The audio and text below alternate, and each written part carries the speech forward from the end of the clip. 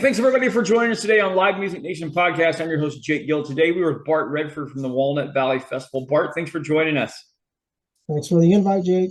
Hey, Bart, give us a little background on you. Where'd you grow up, and talk a little bit about your career and then your current position with the festival.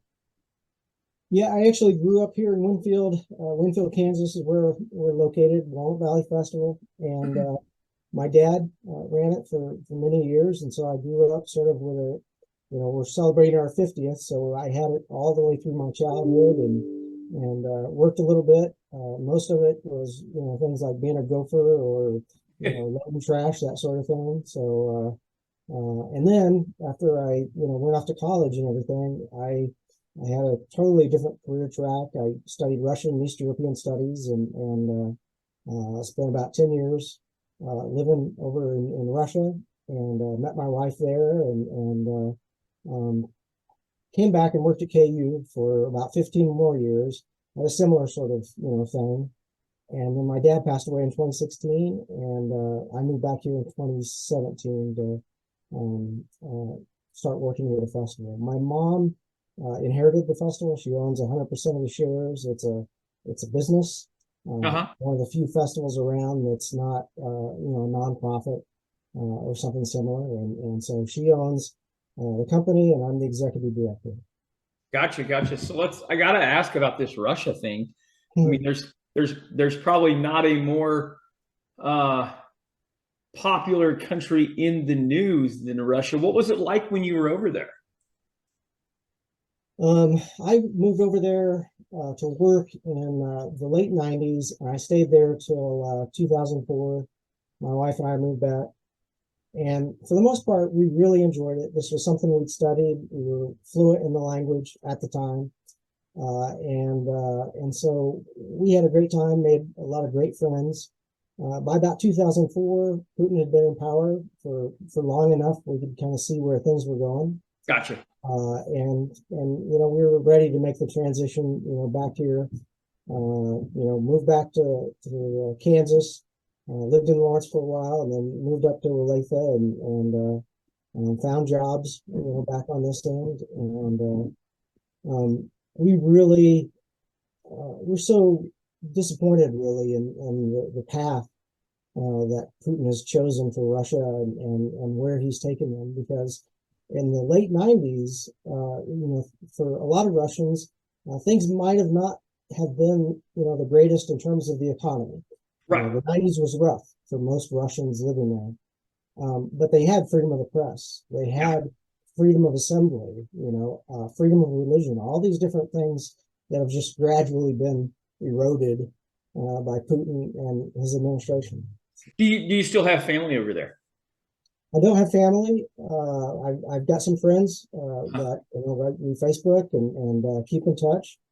And I've got some folks that, I knew some folks that were in Ukraine until the war started, and they had to move out in order to be safe and whatnot. And it's just, I spent some time in Ukraine. It's a beautiful country. The people are great. It's a tragedy what's happening there now. Sure.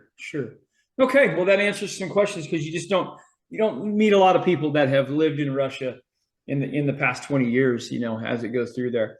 Okay, let's talk about this festival. Never been there myself, but for people that have never been there, describe it for us. When you walk on to the campus of your festival, what's it look like? What's it smell like? What's it feel like?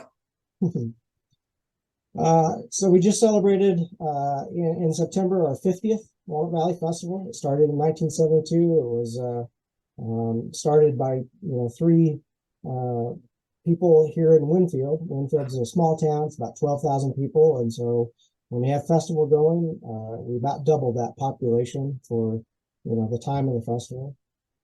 It's a medium-sized music festival. We're not the size of something like Merle Fest or something like that.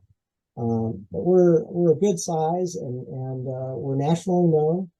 We offer a number of different things, and this has been true since the beginning of the festival. They started a tradition of having music instrument contests, and the flat pick guitar Championship is our flagship really contest, but we have 8 in total, and they range from guitar, both flat pick and fingerstyle, to banjo, fiddle, everything you would associate with traditional bluegrass and folk music, as well as hammer dulcimer, mountain dulcimer, auto harp, some of these lesser known instruments. And so that's a really important part of the festival.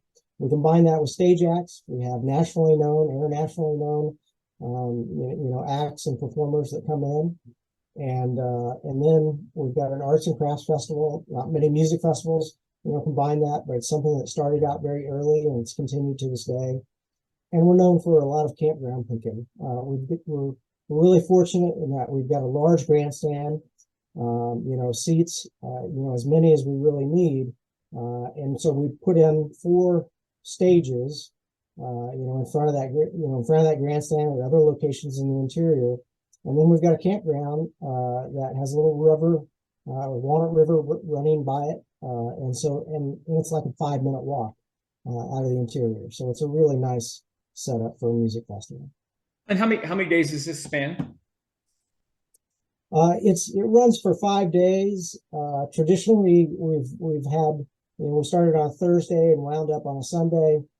And then several years back, they added some workshops on the Wednesday. We call them Wednesday workshops, where people can come in and they can learn from Dan Crary.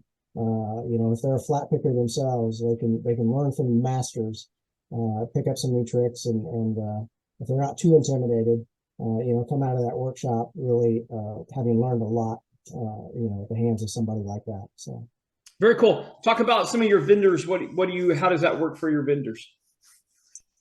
Well, we got several different categories of vendors. We've got the food vendors, and we usually have 12 to 15, somewhere in there, that are on grounds. Several years back, we brought in our local farmers market. Mm-hmm. They're on grounds during festival. They're right off the campground.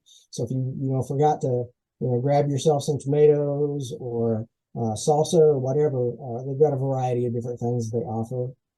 And then for the arts and crafts, we have several luthiers that come in. Also some of the major companies representing, for whether it be guitars or banjos. Sure. This last year we had a shop come in from Springfield, Missouri.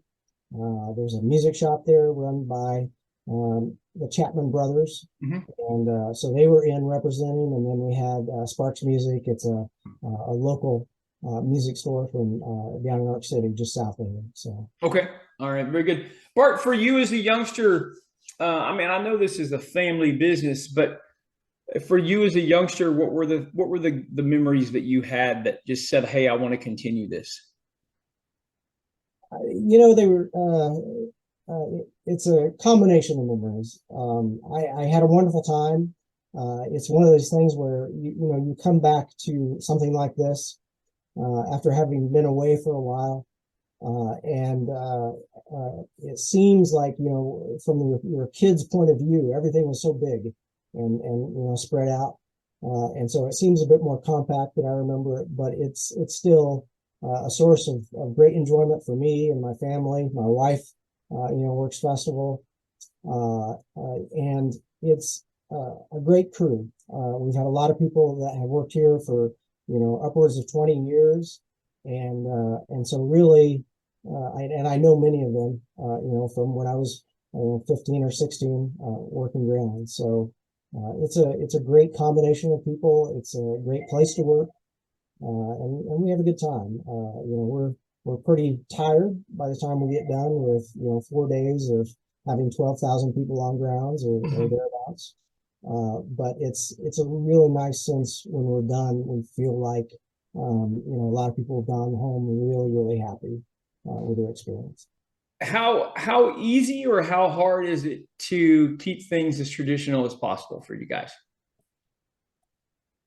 Well, if we're talking about the lineup, that is the musicians that we bring in, we really have kind of a balance. A lot of people call us a bluegrass festival, but we're more than that. We've got some Celtic music. We've got some Western, some swing. And some of these have just sort of developed as the festival has developed over the years. But we usually bring in, we'll have folk performers, we'll have singer-songwriters, and it's really quite a blend of different genres. And so we always have complaints from the traditionalists who say that, we've got too many progressive, bluegrass bands, too many folk musicians, that sort of thing. But I think in general, I think most people are happy with the lineup, and the most delicate sort of process is making sure that we're bringing back, the people year to year that people have grown accustomed to seeing at Winfield. Yeah. John McCutcheon is a good example of that. Dan Crary has performed here many a time, and so they want to see those acts every year. At the same time as they want to see somebody new every year too, and so it's an interesting process, and we've got a hiring committee really that goes through that and tries to figure out, check all the boxes off as far as what we need in our lineup of performers. Perfect. All right. So I'm a live music guy. You're a live music guy. You've been doing this a long time. I always ask these two questions in every interview. First question is this: what is the best concert you've ever seen your entire life anywhere in the world?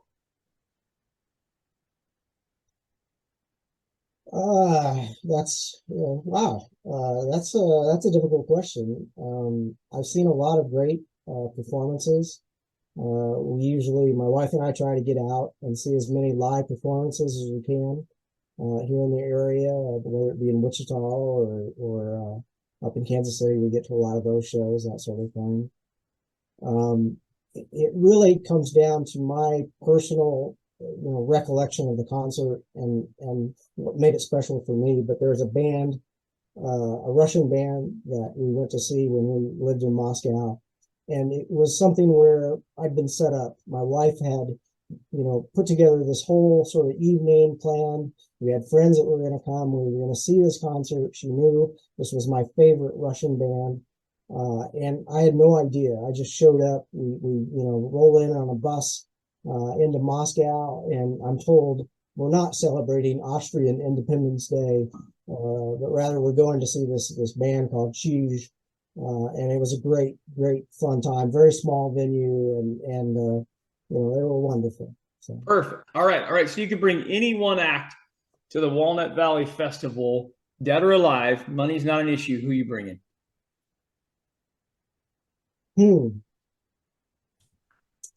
Well, I think that people would probably be out for my head if I didn't say Newgrass Revival. It's a band that has a history with us. They appeared many times on our stages and very early on in the festival's history, and those performers who made up Newgrass Revival have appeared as single performers, but a reunion of Newgrass Revival, I think would really just amaze, and I'd welcome it for sure. All right, very good. Bart, how do people find out more about Walnut Valley Festival? Yeah, we're on wvfest.com. You can find out all about the festival. You can find out about camping. Right now, we're doing contest registration. We just started that today, and so we've got people. Most of them sign up, over the net now, but a lot of them call in still, and we take their registration, sign them up, and anything else that folks want to know about, wvfest.com. That's okay. That'll work. Bart, thanks for being on with us this morning. I appreciate it. Jake, thank you. Well, baby, I'm on it with a bottle